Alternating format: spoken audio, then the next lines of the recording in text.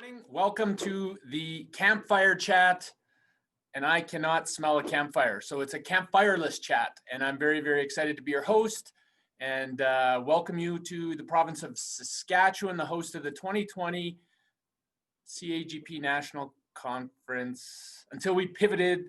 So you didn't get to come to Saskatchewan. I'm sure some of you are from Saskatchewan. Has everyone been to Saskatchewan? Oh, most of you? Okay, good. Well, you missed a life-changing trip to Regina, but I'm happy to have you here in Saskatoon with my friend Tracy. First, I'm going to introduce, there she is. I'm going to introduce my drink. I'm so excited. This is a big deal, my drink. So this is the main ingredient in my drink, Bailey's.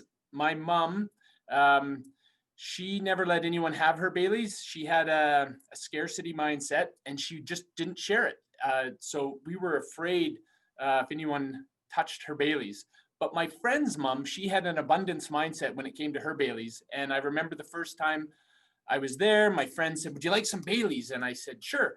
And so he grabbed a big mug and he took his mom's Bailey's and he just filled it right up. And I forever called this the joy to the world, but now in COVID times, I call it Home Alone. So that's very exciting. That's my drink. I hope everyone out there has a drink. And I'm going to introduce you to my friend Tracy Boyle. She's the Director of Development at the City Hospital Foundation. And Tracy, welcome. Do you have your drink picked out? I do, Jay. Thanks for having me, and season's greetings to everyone. As Jay mentioned, I work with Saskatoon City Hospital Foundation. I've been the Director of Development there for 11 years, and I really enjoy the diversity of the work that's involved and all the relationships I've built, and of course, the impact that we're having on the community. So now over to my drink before we get into the heart of our chat. So I'm talking about Serenity Cider, and nothing smells like Christmas than a spiced apple cider. So you start with an unfiltered, no sugar added apple cider. Now I brewed this up last night. So on the pot on the stove, added my apple cider, added some spices, and you can add what you want, but traditionally we've got some clove and some allspice, some star anise, and then you can just add it in like that. Or if you're ambitious enough, you can put it into cheesecloth and add it in that way. Throw in some oranges, maybe some lemon slices, some cinnamon, and let it steep for an hour or more, or throw it in the crock pot and you can have it going all day long, which is just fantastic. And that's great for everyone in the family. Now, if you want to add a little serenity, and I've got my Serenity in my cup already. So what goes nice with this apple cider is maybe some bourbon or some whiskey or a nice spiced or dark rum. So let's get started with some holiday cheer and a toast to trust and positivity. Cheers, everyone. Cheers. Now, Jay, can you tell us how you came to be part of the Donor Motivation Program? That's a great question, Tracy. I like my drink. It's a lot simpler. You have a lot going on in that exciting drink. I can't wait to try it. Well, the thing I like about this pandemic that we're in is there's a lot of time and I don't know, it just seems like people have time to reflect on things. So I have reflected on how I came to be involved, and there's a few things that come to mind. One, and this is one of my favorite letters. This is a letter I got from my grandma. You can't read it, but it was given to me when I was a little boy, and she encouraged me to start saving. So she gave me a little bit of money to spend and a little bit of money to save. And then this letter, it just means so much to me. And so I grew up more excited to run to the bank to deposit money than to go to 7-Eleven to get a big gulp like my friends did. So very, very huge influence early in my life. And then I remember volunteering at the Sherbrooke Nursing Home in the therapeutic pool program because I wanted to be a physiotherapist. And walked in the water around with this elderly lady who'd had a stroke, and she couldn't communicate, but she could hear, and I communicated to her like she could understand me, because she could, and she would get quite emotional because I don't think people talk to her. So I really enjoyed that. I love that connection. And then I remember getting out of the pool, and I looked over, and one of the women had ripped off her bathing suit because the pool time was done. And that's when I decided I want to help people, but they have to keep their clothes on. So that was a big moment. And then we sponsored a little boy in Nicaragua, and I got to go meet him with my family. And I got, unfortunately or fortunately, I got to experience poverty like I'd never seen. And it made me want to come back and have a more meaningful impact in my life. And through a series of coincidences, I got introduced to Keith Thompson, and he, after a long process, invited me to join the DMP team, and I got to meet some amazing people. I could talk all morning about my DMP colleagues. I've learned so much, and value their mentorship, just a high caliber group of people. And then I got introduced to the CAGP, and then I got introduced to Tracy Boyle, and she was a little suspicious of my motives back in the start. So do you remember meeting me back then, Tracy? Of course, Jay, how could I not? And I think since we're talking about developing relationships with our allied professionals and trusting relationships and being positive, let's talk a little bit about how we got to know one another. So I remember meeting Jay, who joined our local chapter of CAGP in Saskatoon, and then he introduced the donor motivation program to our members.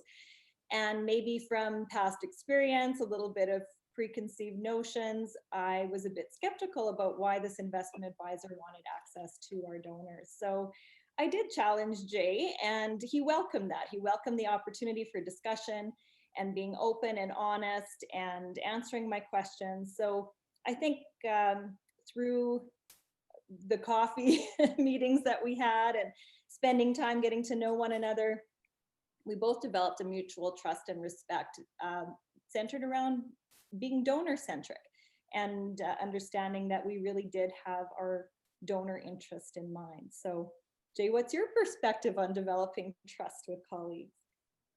Yeah, it's a very good question. I remember a friend went to Mexico, and they forgot to mail their postcards. And so on the way to the airport, they stopped, and she ran into the market and bought some, well, went to buy some stamps, but the post office was having a siesta, so no one was there. And someone in the store said, well, if you give me the money and your postcards, I'll buy some stamps and I'll mail them for you. So she was so thankful, gave some money, and got in the vehicle. And her husband said, well, how did it go? And she said, oh, good, told the story. And he was like, are you crazy? That's not going to happen. You know, you just gave your money away. And so she thought, well, I'd rather live my life putting trust in people and being disappointed from time to time than live with your perspective and never trust anyone. So that's sort of been how I've adopted trust in my life. It gets really tricky when you're dealing with other people's money. So our donors and our clients, like, you're a bit guarded. And I think when I meet people in this area, I just want to make sure that they are donor centric, that they have the donor or the client's interests at heart. And that became very clear with your interrogation of me, that you cared about that. And I remember you challenging me to, if this is such a great program, how come someone with more experience in our community hasn't brought it to Saskatoon? And you mentioned a gentleman in particular. So I reached out to him, went for lunch, and he was he really clicked in me having an abundance mindset, because he was so welcoming and encouraging and glad that I had engaged this. And he said, you go back and tell Tracy that she should be thankful someone stepped up in this area, because he's in his early 70s now, still active, but can't do everything. So we went back, and you were open to having another coffee, and we just, I think we developed a rapport and trust, and it became very clear to me that you care deeply for your donors' well-being. Do you Well, remember that? yes, thank you, Jay. And yeah, I do trust in your program, and have been really pleased with the results so far. So do you, I get your newsletter, and there was a story in there about someone that we met recently, Laura. Do you want to share a bit about her story? Yeah, sure. Now, Laura was an existing donor to our organization, but I had only talked to her on the phone. We'd never actually met in person until the donor motivation seminar that we hosted in the fall of 2019. And our relationship developed from that presentation. And I understand that she actually contacted you after the presentation before she reached out to me. Yeah, it's something that we do in our program. Is we want people to have a conversation about their plans, and we think all gifts come through conversation. So she reached out, and it was the first time that someone didn't have a question for me, didn't want any assessment done. She had a deep desire to thank me for inspiring her to do something she didn't even know was possible. So it was a long call. She was just so grateful for both you and I, and introducing her to just thoughts, comments, not thoughts and comments, to ideas that she didn't even know were possible. So she was just so excited, and then seeing that article, yeah, it was very very inspiring for sure. Yeah, Laura and I met a few times after that presentation, and in person, of course, and she felt very grateful for exceptional care that she had received at the hospital. So when these ideas came through your presentation that she could actually leave a gift in her will to an organization and a cause that was so very important to her, she was thrilled, and she did follow through and set up a gift in her will to our organization. So really a positive result, and one of many that we've had so far. So thank you for that, Jay. Now, before we continue, would you clarify some of these concepts around scarcity mindset and abundance mindset, because they really tie into building positivity? So yeah, for sure. I think this is going really well. So I just want to make sure that it keeps going well. Wait a second. Where did that other glass go? It's got a leak. It's unbelievable, but it's really good. So yeah. So I love the Bailey's example, because my mom had that scarcity mindset. It's like there's one pie, and I need to fight for my piece. And I was introduced to that through Stephen Covey. He talks about it in his all of his books, but one of his books that was really profound for me, and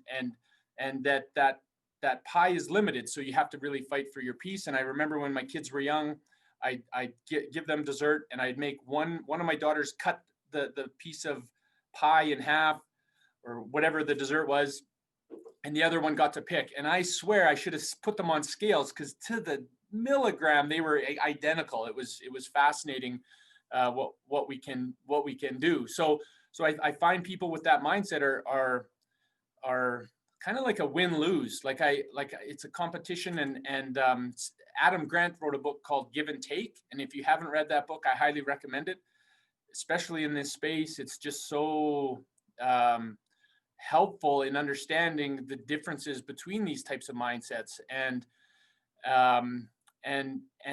someone with the scarcity mindset is really a taker. And then if you go to the abundance mindset, it's like, well, not only is the pie growing, there's other pies in the oven, there's lots of pies coming. So don't worry if we run out of Bailey's. I have a case of it downstairs.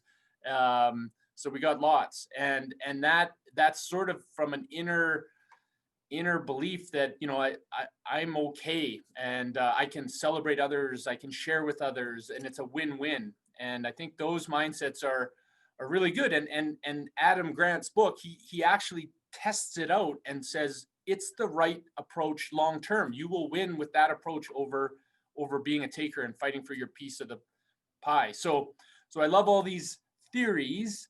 I'm trying to apply them in my life, but then all of a sudden a pandemic crashes upon us, and it's really, it's really hard to do these things. So what would that look like in when the pandemic hit your foundation, and you, how did you apply these theories?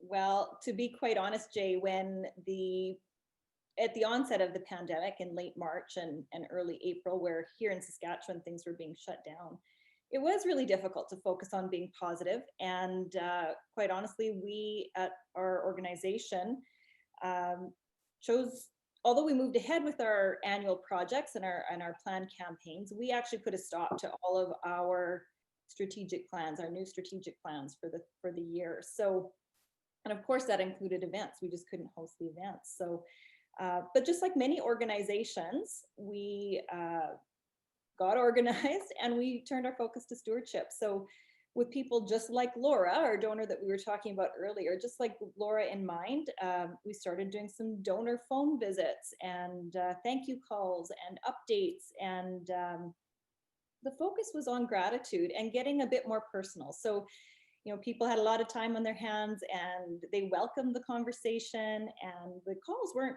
2-3 minute calls. They were lengthy, and we really got to know our donors a little better. And it actually turned out that as we engaged all the staff in doing that, when we would have our staff meetings, that became a point of joy in our conversations, was referencing back to these donor meetings, donor phone calls, donor visits, and everybody really enjoyed that. So did you find it really that phone was heavy the first couple calls? Like, were you nervous to call them, not sure what the reaction was? Because I hear stories of or when in a challenging time we get inwardly focused and we're just worried about ourselves, and yet you quickly pivoted and reached out, which isn't easy. So do you recall some of the first calls, and did you find it difficult, or is that just in your nature to reach out? For me, because I do a lot of donor calls, it was a very comfortable thing to do. And I legitimately was concerned about people's well-being, especially those who live alone or have limited access to their families. So it was a comfortable thing to do. Maybe for some of our staff or board members who hadn't done this on a regular basis, I would think that phone was a bit heavy at first, but it quickly changed. And none of these concepts are new. In fact, it goes right back to supporting the abundance mindset. So having that feeling of gratitude when you're making these calls, and having a smile on your face when you're having a phone conversation, and being authentic that you're calling with good intentions. Of course, you want to relate back to the cause and the organization. That is our work. So that makes sense. But it's fine to inject a little bit of humor. Everyone appreciates that every now and then. And of course, it can brighten someone's day. And laughter is a pretty powerful tonic, maybe even more powerful than my Serenity Cider. Well, I don't think humor is appropriate, but I do like Bailey's. So the Home Alone does help, for sure. Yeah, I know you're opposed to humor, Jay. And in doing these calls, I think it's okay to give yourself some grace, because not every call or every conversation is going to go, just the way you expect it. So give yourself some grace there, and then also take some opportunity to give yourself some care and get outdoors and do some fun things. But back to being positive and the chronology of what was going on with us. By May, we had recognized that people want to hear from us, and they want to have an opportunity to have a meaningful impact. And we moved forward with our strategic plan. So we did get back out there with some ads, and we sent out a legacy survey to a number of our donors, and launched a refreshed website. And of course, the calls continued. So we've enjoyed a positive response. We've had more new donors than we've had in a long time. We're renewing lapsed donors. We've had great response to our legacy survey. And since we are talking on a CAGP session here, it makes sense to share that people want to have this conversation. I think it's very timely, and they really want to have access to some resources. So don't be afraid to have those conversations. People want to hear from you. So I believe in the power of positivity. I think it's real. And I think it was on Facebook just last night, I saw the quote that positive attitude is contagious, but don't wait to catch it. Be a carrier. Oh, that's awesome. Yeah, you are a carrier. And yeah, I've always appreciated that about you. I think you have a, it's hard, but that silver lining is a challenge I just had a client unfortunately pass away on Remembrance Day, and I was very honored to be invited to his funeral, and just that walk with him the last year has put COVID in perspective for me, and I chatted with his wife well, quite a few times in the last month, but she was so thankful that he passed away on Remembrance Day and not more recently, because of all the lockdown and restrictions, they wouldn't have been able to have the funeral that they had. And so you got to really be a silver lining person to see the silver lining in the loss of your spouse. So I appreciate that you're spreading that virus. So thank you for that. The right kind of virus. The right kind of virus, yeah. So I think we also want to reference back a bit to what CAGP is doing with the Willpower Project being launched next year. Did you want to share a few comments on that? No, Tracy, I don't want to share about that. I want to share two ideas that I had. You're on Facebook, but I was reflecting on this positivity, because I think it's easy to say and hard to do, but I just want to share two thoughts. One that I found very helpful early on, and it was from a book by Jim Collins, Good to Great. And he's got a subset for the social sector. But anyway, that Good to Great book is amazing. And he talked about the Stockdale paradox. And so I'm just trying to share that with people, because it's this notion. He was a prisoner in a Vietnam war camp, and he said you have to be rationally optimistic. Too many people thought the pandemic would be a week or two, or we'd be done by Mother's Day and having a family barbecue. And he's like, no, you have to persist, and it doesn't matter how long it is, we'll get through it. And that rational optimism is very, very helpful. I went deep to learn more about him, and I have an image of him being tortured. And so if I'm having a bad day, I get that image in my head. I'm like, okay, this isn't that bad. Like I'm having to wear a mask and stand in line to pick something up. Like that's not a big deal. And then, and I challenge everyone on this one, I did a 5-day media fast. I shut everything off, and I went into withdrawal. I rediscovered my Home Alone. So good. And yet that media fast really helped me recognize what a distraction that can be, and how it can feed the other viruses, the negativity and the stuff that actually brings me down and doesn't allow me to have those healthy conversations with people. And so, great idea, Jay. Yeah. One of the things I've noticed is people are getting their wills done, updated, right? There's no excuse anymore. Well, some people still have excuses, but I think that's great. And I was really inspired last week with, not last week, now it's been a few weeks, but Joan and Lori talking about willpower. And I just think it's a great time to be having that type of conversation. However, I'd love the statistics, maybe on this call, but across Canada with CAGP members and DMP members, how many of us have current wills with gifts in them, right? Like we need to walk the talk on that one. So I'm gonna bravely ask you, Tracy, do you have your will up to date? Well, Jay, nothing like putting me on the spot. The truth is I do have a will, but no, it's not current. And we do have intentions to include charity in our will. So by all means, I don't have an excuse. I have time, and thanks for the challenge, but I'm going to put it right back to you. So do you have a will or a current will, Jay? Well, I don't like being challenged back, Tracy. So it's just a one-way stream, but actually my daughters are now adults. And so we also need to update our will, and we don't need guardians anymore. So we just met with our lawyer by Zoom a couple weeks ago, and we're contemplating a couple things. But yeah, I think it's something. I think the best icebreaker I ever got at a CAGP conference was someone like, it was a challenge in one of the courses I took. How would you break the ice on planned giving?